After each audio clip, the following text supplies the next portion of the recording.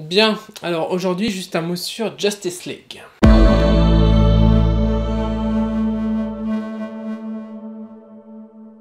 Donc alors Justice League, c'est un film que j'attendais pas mal, et on va le dire tout de suite, je m'attendais à bien plus de la part de ce film. Alors Justice League, film réalisé par Zack Snyder et reshooté, terminé par Joss Whedon pour cause de problèmes familiaux.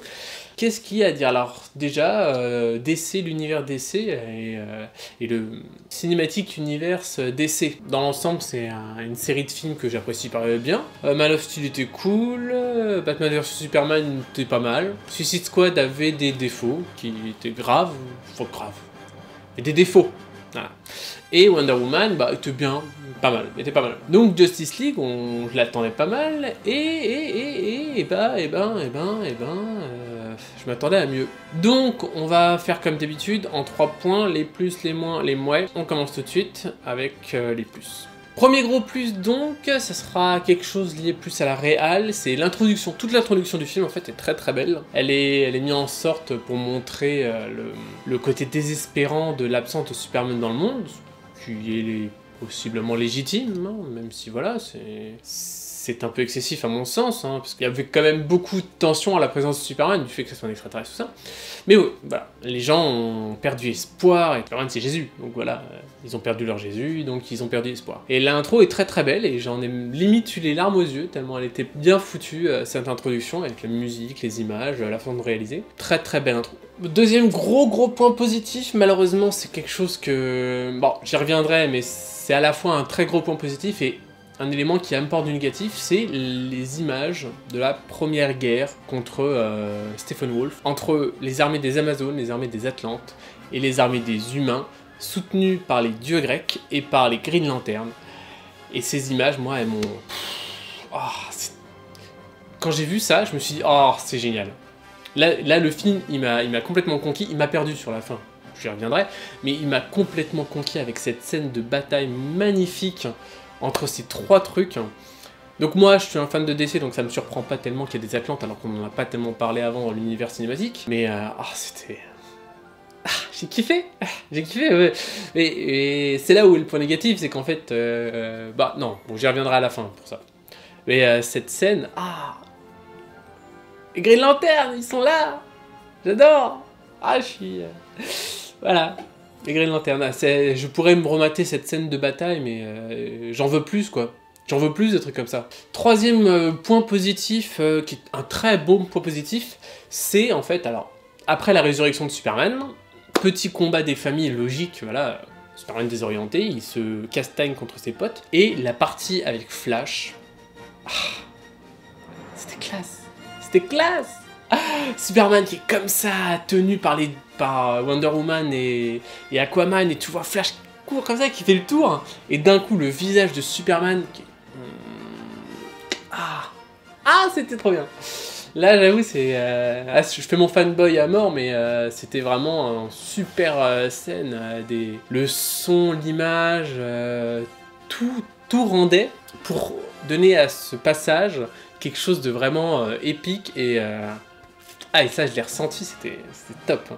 Bon, et dernier point positif avant de passer au négatif, c'est toute la partie avec la Mother Box des Amazones et l'attaque de Steppenwolf contre elle. Bon, niveau sécurité, c'est pas génialissime, étant donné qu'ils savent quel type d'ennemi peut le capturer, mais toute la partie où en fait Steppenwolf attaque et les Amazones font tout pour protéger leur box, c'est super, quoi. J'y reviendrai parce que ça amène quelque chose de négatif de mon point de vue, mais c'est magnifique, c'est-à-dire le sacrifice, le don de soi, la reine en fait c'est une zone de guerre, et ils comprennent qu'il va falloir se sacrifier pour empêcher une catastrophe, et on voit ça, et c'est super bien fait. Il y a les Amazones qui se sacrifient, c'est le moment le plus héroïque, peu importe la fin, c'est ce moment-là où il y a le plus d'héroïsme de tout le film, c'est la fuite des Amazones avec la Mother Box et tout ce qui s'ensuit, parce que on sent qu'elles sont prêtes à faire le don d'elles-mêmes pour une cause 1000 fois supérieure à leur propre existence, et vraiment c'est une scène magnifique, ce combat. Ce qui nous amène au premier point négatif, qui est le je m'en foutiste des Atlantas. Alors, parce que dans l'histoire, juste après avoir récupéré la boîte mère, Steppenwolf attaque les Amazones, parce que j'ai oublié de dire, alors, à la fin de la Première Guerre, il y avait 3 box, et chacune des 3 box a été répartie chez l'un, donc Amazon, Atlante, Humain. Donc Amazon, c'est cuit, ils ont perdu leur box. Les Atlantes, alors, ça passe à une vitesse osef, quoi, les Atlantes, ils en ont rien à secouer. Et genre, il y a le Steppenwolf qui arrive, il défouraille 2-3 personnes, il y a Mister Aquaman qui débarque, il se castagne, il perd, et rien à branler, quoi. Il a pris la box, il s'est barré, et eux en mode YOLO.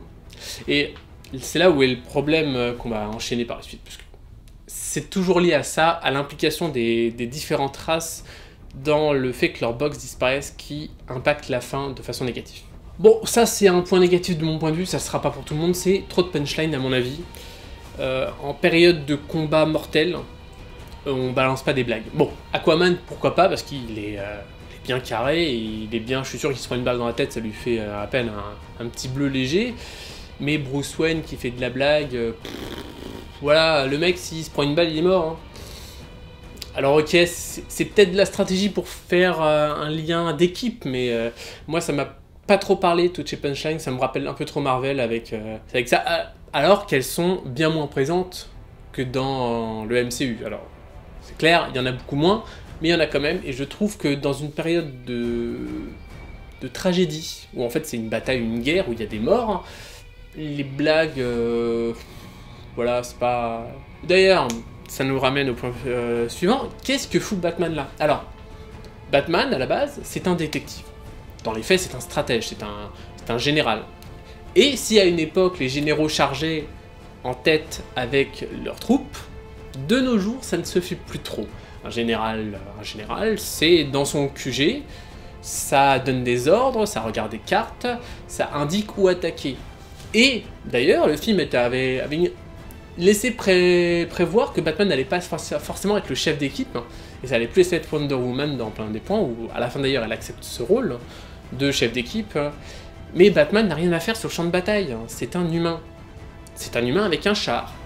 C'est un humain avec un char, et il est tout seul, hein, face à des troupes extraterrestres qui galèrent, ils galèrent. Wonder Woman, elle en dégomme des centaines toute seule. Lui, il galère à en niquer un, quoi.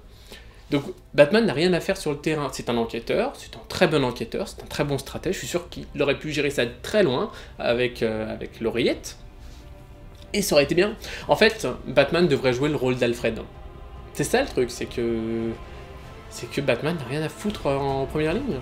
Bon, et ça nous amène à un point qui m'a... Mais alors, c'est simple, le plus gros point négatif, c'est qu'en fait, justement, je vous ai dit que la première guerre, les images de la première guerre avec les Atlantes, les Amazones, les humains et les dieux, c'était magnifique. Et les Green Lanterns, surtout les Green Lanterns. Ah, les Green Lanterns. C'était super beau. Et on a passé à la fin. À la fin, on a 6 Pécor avec Superman, qui débarquent un peu plus tard, qui se battent contre une armée perdue en Russie. Alors, je veux bien que l'histoire se passe en Russie, mais pourquoi un trou paumé en Russie? Alors, vous allez me dire, sinon il peut pas se cacher. C'est un extraterrestre. Il a des technologies pour cacher sa source d'énergie. C'est pas le problème. Là, ils ont foutu ça loin en Russie pour pouvoir tout cramer sans que ça gêne. Mais, putain, quitte à le faire en Russie, faites-le à Moscou. Faites-le à Saint-Pétersbourg. Là, ça aurait claqué. Et surtout, putain de bordel de merde. Bon, les Amazones, elles sont bloquées sur leurs îles. D'accord, admettons. D'ailleurs, j'aurais préféré que, au lieu que ça se passe en Russie, que ça se passe sur l'île des Amazones. Comme ça, on aurait pu mélanger à la fois la prise de la box avec cette putain de défense des Amazones magnifique et l'intervention de Justice League. Ce qui aurait amené un élément que je déplore, la présence d'aucune armée. Alors, cet univers DC avait tendance à bien mettre en place la politique et l'armée, parce que ce sont, malgré ce qu'on croit, parce que dans nos sociétés occidentales, on voit plus trop l'armée, sauf de nos jours à cause des attentats, mais on voit plus trop l'armée présente partout. Mais en situation de guerre et de menace, l'armée doit être là. L'armée et le politique doivent être là. Parce que c'est ça qui nous sauve de l'absolutisme, c'est le fait que le politique et le militaire soient présents, que le politique donne son ordre à le militaire, et qu'il y a ça. Et là, on a des super-héros qui débarquent en Russie, sans prévenir personne. Alors, ils sont quasiment tous américains. Bon, Aquaman est peut-être norvégien, semble-t-il. Wonder Woman, elle est peut-être française ou anglaise. Je sais pas quelle nationalité elle a pris, parce que Themyscira, c'est pas un pays, donc c'est pas une nationalité. Donc, dans l'absolu, j'imagine qu'elle est européenne. Alors, moi je veux bien, hein, mais en Russie, c'est pas spécialement nos grands copains en ce moment, au niveau politique international, évidemment, c'est nos potes, faut pas déconner, mais voilà. Au niveau échange diplomatique et militaire, c'est plus trop nos potes en ce moment. Et il y a quand même une bande d'Américains, 3 sûrs, Batman, Superman et Cyborg, qui sont clairement des Américains, et on va dire 2... alors il y a qui d'autre? Ah, Flash aussi, c'est 100% américain, et on va dire 2 Européens, voilà, on va dire 2 Européens, qui débarquent en Russie, comme ça, avec des armes de guerre, parce que, voilà, le véhicule de Batman, c'est un char. Et ils préviennent pas les Russes. Alors, pourquoi? Ils ont mis un temps d'avion, on sait pas combien de temps, c'est toujours le problème de la vitesse, la distance et du temps de déplacement. Là, encore une fois, petite pirouette, Cyborg, ils disent ah, avec l'avion on n'ira pas si vite, Cyborg qui dit oh, mais t'inquiète, je vais pouvoir gérer ça. Alors comment tu fais pour modifier des moteurs? Je veux bien que tu aies une technologie de ouf sur toi, alors à moins que tu te mettes derrière pour pousser, je vois pas comment tu vas modifier les moteurs pour qu'ils aillent plus vite, parce que ça... Admettons, tu vas les booster, mais tu vas les cramer, mais admettons. Vous avez quand même mis au moins 30 minutes. Je sais pas, vous appelez le ministre de la Défense russe, et vous lui dites prépare tes chars, et c'est là que ça aurait été bien, c'est que Batman, pour moi, il n'a rien à faire en première ligne, et il aurait pu, par exemple, diriger les chars russes en disant, voilà, attaquez à cet endroit-là, faites ça, faites ça. Ça aurait été intéressant. Ça aurait été beaucoup moins américano-centré, on va dire occidentalo-centré, voilà. Et c'est une grosse décision pour moi, ça se passe en Russie, on ne voit pas l'armée russe, on ne voit pas les décisionnaires russes, on ne voit que des super-héros, américains occidentaux au sens large, qui débarquent dans un pays qui n'est pas l'un des leurs, pour régler un problème qui les concerne, certes, mais qui concerne aussi les populations sur place. On les voit, les Russes. D'ailleurs, ça fait un moment qu'ils sont là, donc ça veut dire, merde, genre le gouvernement russe, il voit pas. Ok, ils disent qu'il n'y a pas Internet. Il y a des téléphones quand même, hein. Ils ont des lignes téléphoniques, les Russes, c'est pas... Voilà, c'est pas le Moyen-Âge. Il y a forcément une caserne de police, il y a peut-être une équivalent de la gendarmerie, je sais pas comment ça marche en Russie pour l'armée, mais il y a peut-être un équivalent de la gendarmerie. Un coup de téléphone passé, ou un mec qui part à cheval, même à cheval, parce que voilà, ils ont des voitures, le mec qui prend sa voiture, il y va. Mais ça se voit. Ça se voit quand une ville disparaît. Même en Sibérie, ça se voit. Ils ont des téléphones. Pourquoi il n'y a pas l'armée russe? Ça aurait été génial qu'il y ait l'armée russe. Dans Transformers 2, il y avait l'armée chinoise. J'avais adoré, parce que ça change de voir un pays qui n'est pas jugé comme... Voilà, c'est pas occidental, intervenir et combattre aux côtés de super-héros occidentaux. Et ça apporte un plus. Et surtout, dans ces heures de tension, parce que Superman, c'est un message d'espoir. C'est un espoir pour tous les humains. Et de nos jours, avec la Russie, c'est la tension et tout, ça aurait été beau que ça soit pas juste des gens à sauver, les Russes. Que ça soit des alliés. Plus des alliés peut-être muets, mais qu'on voie des soldats, qu'on voie des politiques. Et pas juste des civils, parce que c'est très bien d'avoir des civils. Mais ils font rien. Ils attendent et ils fuient, ils se terrent. Ce sont des petites souris cachées. Et je trouve ça désolant. Je trouve ça désolant. Dans Man of Steel, on voit les gens de Metropolis qui fuient. On les voit agir, on les voit sauver d'autres gens. On les voit dans la situation. Là, on voit des gens qui se terrent dans une baraque et qui fuient dans une voiture pourrie, qui sont sauvés par des Américains. Et voilà, c'est décevant. C'est décevant. Autre, alors ça m'a noté, la résistance des matériaux, c'est pas pour les chiens. À un moment donné, Flash, il pousse une voiture, admettons, il sauve les gens. Après, on voit Superman qui soulève un bâtiment bien carré, comme ça, il est tout seul là. Alors, c'est pas... même du métal, ça briserait en deux. C'est du béton. Et c'est du béton russe, alors on va imaginer que c'est du béton encore moins bien. Parce que c'est fait à l'arrache, parce que... voilà, on imagine ça, c'est dans l'imaginaire collectif. Et Superman, au calme, qui porte un bâtiment, et aucun des deux extrémités ne s'effondre. Bon, là, moi, en sachant comment ça fonctionne la résistance des matériaux, ça m'a gêné. Ça m'a tout cassé. C'est pas une voiture, c'est un bâtiment. Il pèse des tonnes. Des tonnes qui se répartissent sur toute une surface, pas sur 2 points. Donc forcément, ça doit s'effondrer à un moment donné. Et ça s'effondre pas, c'est n'importe quoi, c'est ridicule. C'est ridicule. C'est triste, hein. Dans un film Justice League, un élément qui est à ce point ridicule. Parce qu'il y a des passages qui sont moyens, mais ça, c'est carrément ridicule. Bon, on passe au mouais, ça passe. Bon, dans le premier mouais, ça passe, on va dire Steven, dans Wonder Woman, était un personnage intéressant. Mais c'est un personnage qui n'est présent dans la vie de Wonder Woman, de Diana, que 2 semaines. Grand max, 2 semaines. Grand max. Et c'est un élément qui l'a traumatisé à ce point-là. Parce que Bruce, à un moment donné, il fait un petit clash, et plusieurs fois, il fait référence à lui, et à un moment donné, on voit l'avion, on fait « Oh, je connaissais un pilote qui aurait aimé piloter ça. » Meuf, 2 semaines dans ta vie, t'as vécu au moins 100 ans, au moins. Et 2 semaines. Mais je sais pas, t'as pas eu d'autres mecs, t'as pas eu d'autres copines. Je sais pas, surtout qu'il va y avoir une suite. Donc on va voir une suite. Est-ce qu'elle sera toujours en... Bah, ça se trouve, ça va être intéressant, mais dans ce cas-là, faudra pas développer de romance avec Wonder Woman, qui se passera à une autre époque que dans l'avenir. Et on peut imaginer que pendant 100 ans, genre son premier amour l'est vraiment tellement marqué que pendant 100 ans, elle n'a pas aimé quelqu'un d'autre. Ça. Limite, ça pourrait être intéressant pour une suite à notre époque, où elle rencontrerait d'autres gens. Pourquoi pas une femme? Elle est bisexuelle. Elle est avec une femme. Donc, admettons que vraiment ça l'ait marqué, mais moi ça me paraît un peu gros. Qu'une femme forte et indépendante soit marquée à ce point-là par 2 semaines avec un homme, que ça l'a marqué, oui, mais au point que 100 ans plus tard, elle en reparle et elle a encore beaucoup d'émotions sur ça. C'est-à-dire, il fait une petite pique, elle lui met une petite droite à Batman. Elle a eu 100 ans pour digérer. Et 100 ans, c'est beaucoup. Et moi, je trouve que l'impact de ce personnage de Steven est trop important pour justifier que Wonder Woman ait un tel impact à la simple mention de son nom et qu'elle ait autant de références que lui. C'est-à-dire, je sais pas là, on perd tous des gens et on repense à eux de temps en temps. Et il y a des moments où on repense à eux. Mais c'était il y a 100 ans, meuf. Passe à autre chose. Bon, là, c'est un point, ouais, c'est plus pour moi, c'est que il n'y a pas d'autres super-héros. C'est-à-dire, du début à la fin, il ne s'intéresse qu'aux super-héros que Lex Luthor avait dans son PC. C'est-à-dire, il n'a pas fait d'autres recherches. Pourtant, il avait le bouquin là de Wayland dans Suicide Squad. Et par exemple, alors, évidemment, c'est qu'une humaine, mais lui aussi n'est qu'un humain. Katana.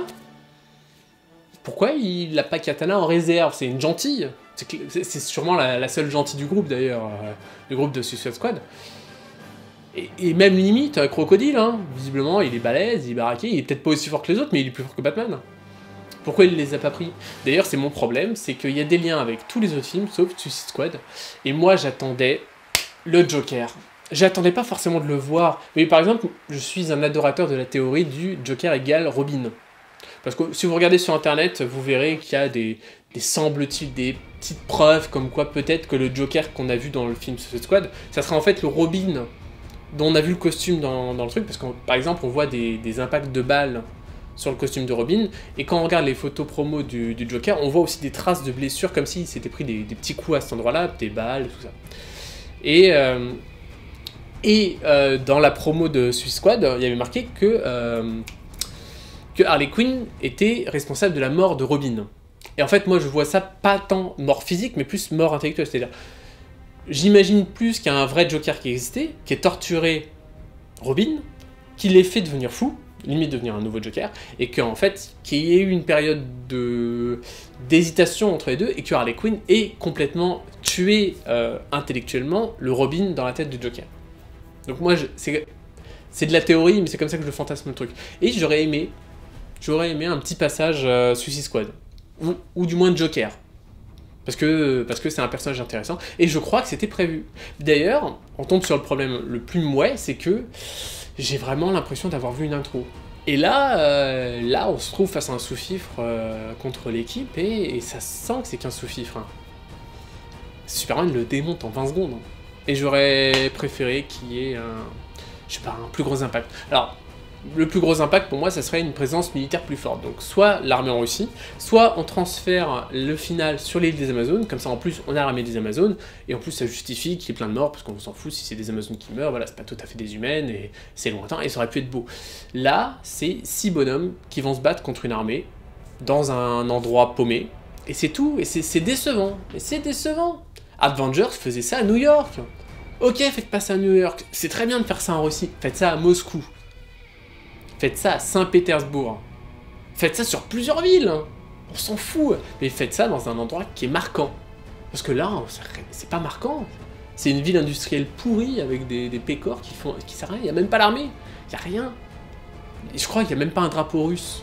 C'est-à-dire, je veux bien, vous êtes dans un... C'est un film américain, mettez-nous un peu... Vous allez en Russie, mettez des éléments russes. Sinon, ça sert à rien, restez aux États-Unis. Bon, et c'est avec ce point-là que je conclurai ma petite review. C'est un bon film dans l'absolu. Déception parce que je m'attendais à beaucoup plus. Mais ça reste du bon. Trop d'humour selon moi. Il y avait un ton Justice League qui était possible avec du sérieux.